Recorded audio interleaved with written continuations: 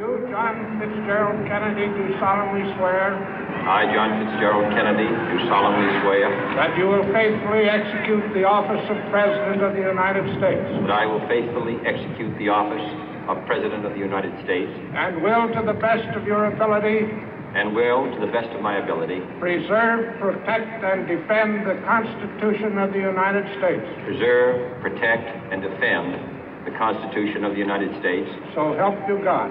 So help me God.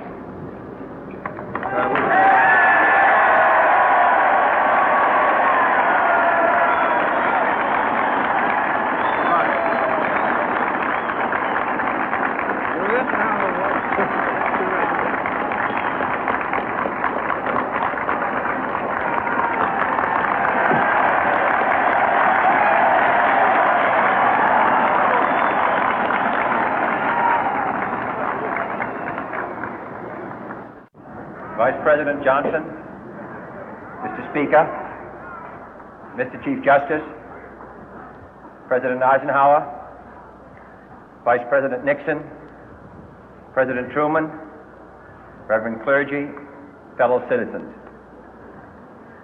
We observe today not a victory of party, but a celebration of freedom, symbolizing an end as well as a beginning, signifying renewal as well as change.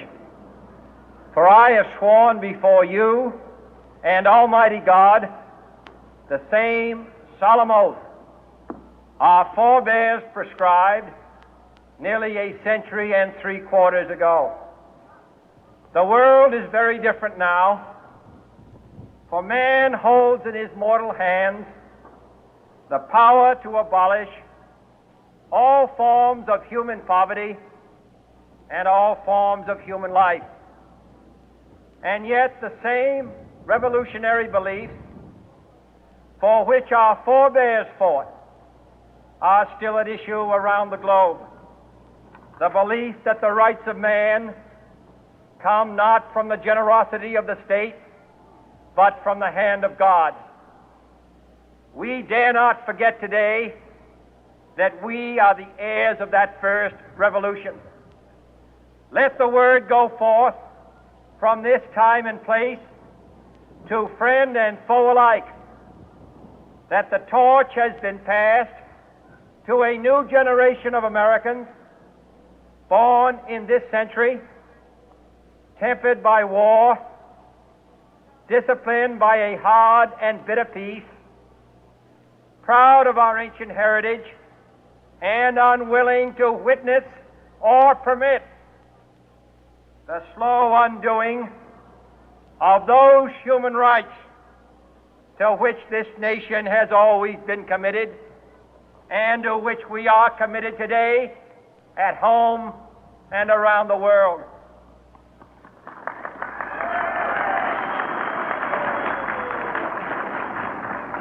Let every nation know, whether it wishes us well or ill, that we shall pay any price, bear any burden, meet any hardship, support any friend, oppose any foe to assure the survival and the success of liberty.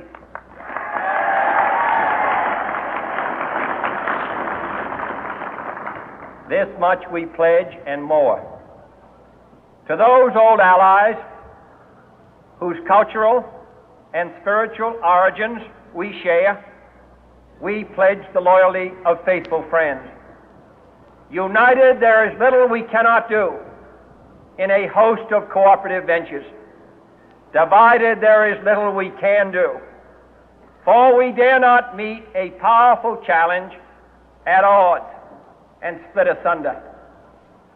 To those new states whom we welcome to the ranks of the free, we pledge our word that one form of colonial control shall not have passed away merely to be replaced by a far more iron tyranny.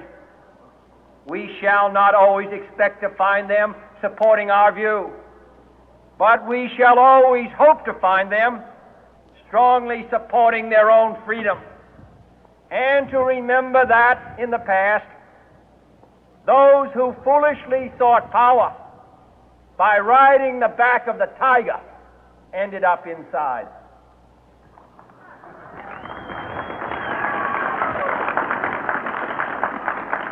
To those people in the huts and villages of half the globe struggling to break the bonds of mass misery, we pledge our best efforts to help them help themselves for whatever period is required, not because the communists may be doing it, not because we seek their votes, but because it is right. If a free society cannot help the many who are poor, it cannot save the few who are rich.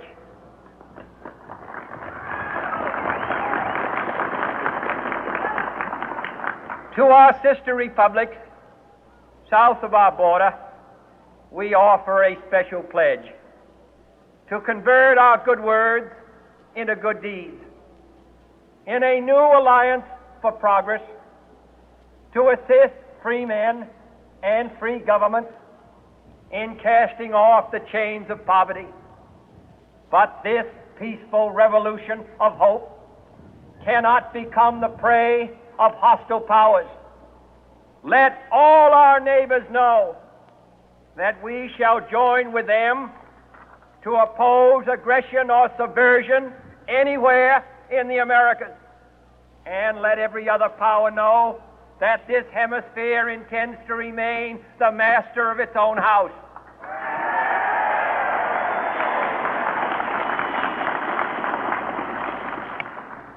To that World Assembly of Sovereign States, the United Nations, our last best hope, in an age where the instruments of war have far outpaced the instruments of peace, we renew our pledge of support to prevent it from becoming merely a forum for invective, to strengthen its shield of the new and the weak, and to enlarge the area in which its writ may run. Finally, to those nations who would make themselves our adversary, we offer not a pledge, but a request that both sides begin anew the quest for peace. Before the dark powers of destruction, unleashed by science, engulf all humanity in planned or accidental self-destruction, we dare not tempt them with weakness, for only when our arms are sufficient beyond doubt can we be certain beyond doubt that they will never be employed. But neither can two great and powerful groups of nations take comfort from our present course, both sides overburdened by the cost of modern weapons, both rightly alarmed by the steady spread of the deadly atom, yet both racing to alter that uncertain balance of terror that stays the hand of mankind's final war. So let us begin anew, remembering on both sides that civility is not a sign of weakness, and sincerity is always subject to proof. Let us never negotiate out of fear, but let us never fear to negotiate.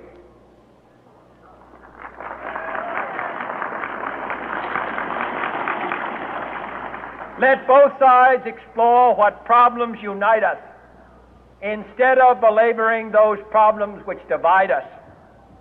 Let both sides, for the first time, formulate serious and precise proposals for the inspection and control of arms, and bring the absolute power to destroy other nations under the absolute control of all nations.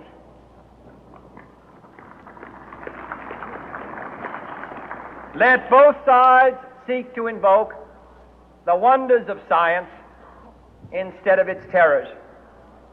Together let us explore the stars, conquer the deserts, eradicate disease, tap the ocean depth, and encourage the arts and commerce. Let both sides unite to heed in all corners of the earth the command of Isaiah to undo the heavy burden and let the oppressed go free. And if a beachhead of cooperation may push back the jungle of suspicion, let both sides join in creating a new endeavor, not a new balance of power, but a new world of law, where the strong are just and the weak secure and the peace preserved. All this will not be finished in the first 100 days, nor will it be finished in the first 1,000 days, nor in the life of this administration, nor even perhaps in our lifetime on this planet. But let us begin.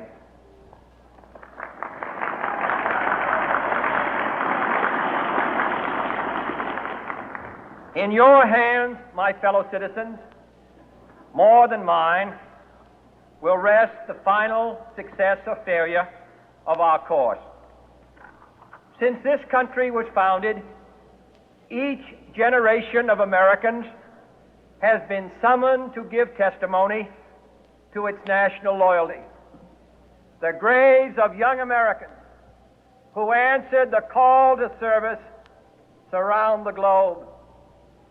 Now the trumpet summons us again, not as a call to bear arms, though arms we need, not as a call to battle, though in battle we are, but a call to bear the burden of a long twilight struggle, year in and year out, rejoicing in hope, patient in tribulation, a struggle against the common enemies of man, tyranny, poverty, disease, and war itself. Can we forge against these enemies a grand and global alliance,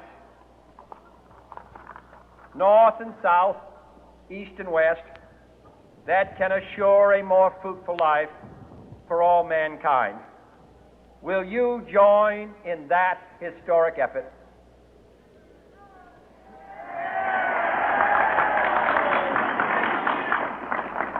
In the long history of the world, only a few generations have been granted the role of defending freedom in its hour of maximum danger. I do not shrink from this responsibility. I welcome it.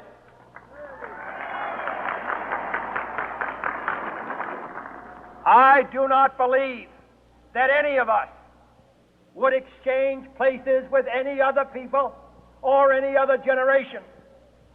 The energy, the faith, the devotion which we bring to this endeavor will light our country and all who serve it. And the glow from that fire can truly light the world. And so, my fellow Americans, ask not what your country can do for you. Ask what you can do for your country.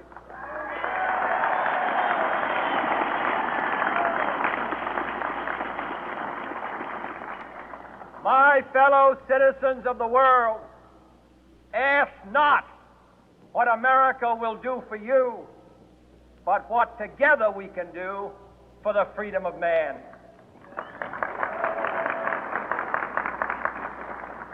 Finally, whether you are citizens of America or citizens of the world, ask of us here the same high standards of strength and sacrifice which we ask of you.